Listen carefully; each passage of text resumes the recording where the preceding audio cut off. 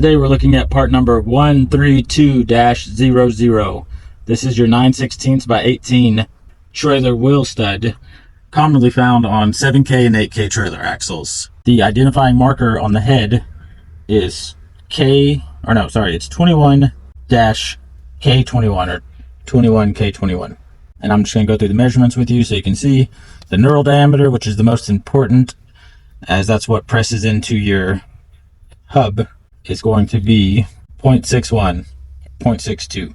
And the head diameter is 0.76, almost 3/4. 9/16. And the overall length is going to be 2.48, so almost 2.5 inches long.